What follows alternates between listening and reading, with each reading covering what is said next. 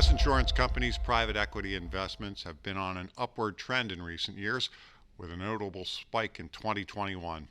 Here to discuss an AM Best report on 2022 allocations is Jason Hopper, Associate Director, and Helen Andersen, Industry Analyst, both in AM Best industry research and analytics area.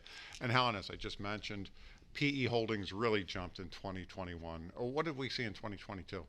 So in 2021, we saw really exceptional growth of around 37%. And it was growth in all segments, life, health, and PC. And then in 2022, we saw only 3.3% growth. And it was primarily just in the life annuity segment, which is also the holder of the majority of the industry's private equity holdings.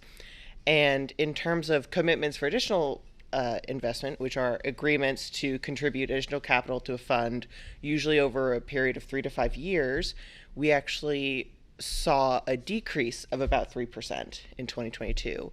So really what we were seeing was insurers responding to economic uncertainty and higher interest rates by slowing private equity investments and scaling back on commitments for additional capital. Jason, any indication as how 2023 is shaping up?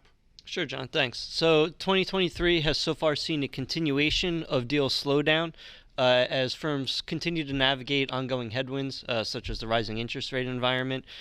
Deals are expected to remain scarce in 23 as buyers and sellers and their expectations for valuations still remain somewhat mismatched. But having said that, PE firms have historically high dry powder reserves, so we do expect to see some creative solutions moving forward.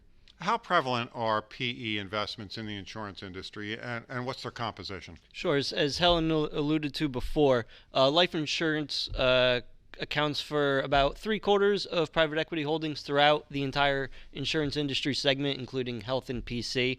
Those two segments are a little bit more muted in terms of their holdings.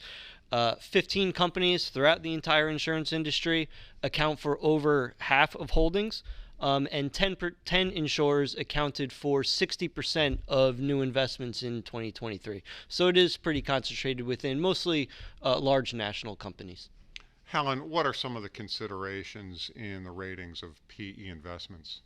Well, like any alternative investments, companies should be able to explain the risks that they take with their PE holdings. And AM Best reviews a company's investment guidelines to gauge whether these investments fit within a company's own set risk tolerance. And in the case of commitments for additional investments, which many companies have, AM Best also examines liquidity, both alone and in combination with other illiquid assets. Thanks, Helen. Jason? Thanks, John. Thanks, John. You can find the full report online at ambest.com. For AM Best TV, I'm John Weber.